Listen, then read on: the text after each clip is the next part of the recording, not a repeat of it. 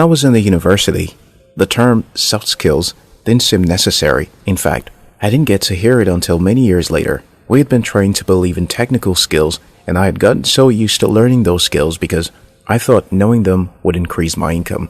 Years of struggling financially, even though I possess quite a number of technical skills, has taught me that soft skills are far more important than technical skills. A combination of both is required to succeed repeatedly. What's more, it's been discovered that those who make the big bucks in most companies and who occupy the topmost offices hardly possess technical skills. They harness soft skills to increase their advantage over others. As a young person, the older you grow, the less technical skills become important. You should start to value soft skills as you grow older over technical skills. Having learned this lesson the hard way, in today's video, I'll be sharing with you 5 soft skills you need to climb the ladder to success. If you're new here, consider subscribing so you don't miss other interesting videos like this. 1. Initiative. I remember working with a small company as a librarian and implementing some strategies that helped the company grow. Many years later, the relationship between the business owner and me still grew stronger. And although I had left the company long ago, they still request my advice occasionally on how the business could be better improved. Too many times, people who get ahead, either at their place of work or at some personal business, take a lot of initiative. Such persons are often not afraid to demand new responsibilities that help them, and the company grows. They constantly fight for opportunities. To be a person who takes the initiative, you must maintain a positive attitude and a willingness to try new things with or without being told, because you understand it would aid your development.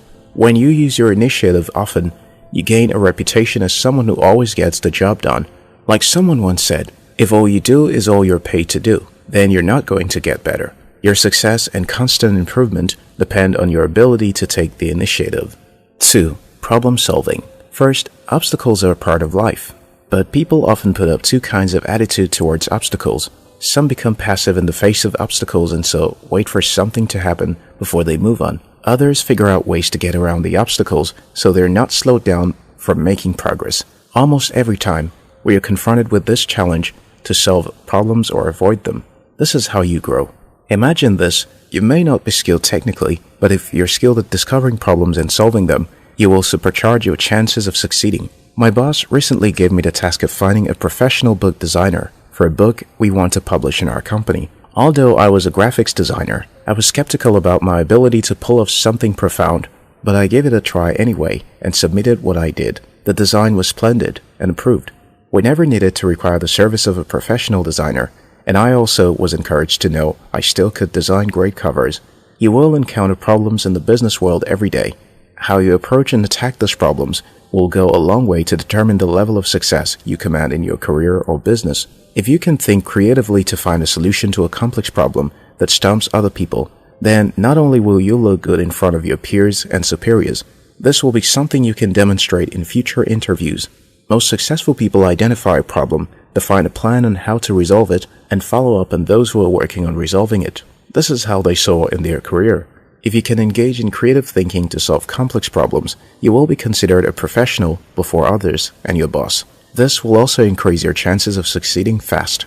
3. Critical observation. Part of critical observation is being able to identify influential people in your workplace and doing some good work for them. Critical observation is also asking why things are done in a certain way, and challenging the status quo is also an important skill. Most successful businesses embrace employees being curious as to how things can be done better. In most of his books, Sir Richard Branson boasts that employees at Virgin companies are valued much more than customers because without their initiative and observation, the companies won't grow.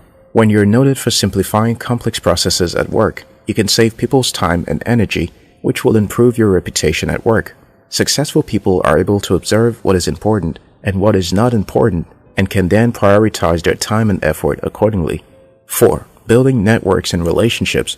Warren Buffett, one of the world's most successful investors, says, in order to be successful, you have to surround yourself with the best. One of the best-selling classics on networking and building relationships is Dale Carnegie's How to Win Friends and Influence People. The book remains a bestseller for one reason. Building good relationships and influencing people is a powerful secret to endless success and wealth. You become the people you relate with. And as much as most young people believe in being a lone ranger, you increase your chances of success by leveraging relationships with people. What you can spend years learning yourself, good relationships can help you learn in a few minutes. Building relationships with the right people will give you insight into where there are opportunities. I make most of my income from clients through referrals. This comes from a good relationship with others. 5. Communication. This is by far a very vital skill. There is a verse in the Bible that says, "Soft answer turns away wrath." Everyone speaks, but very few know how to communicate. Just because you have said something doesn't mean you have communicated. This is why communication must be learned. It is requisite to your being able to win others to your side.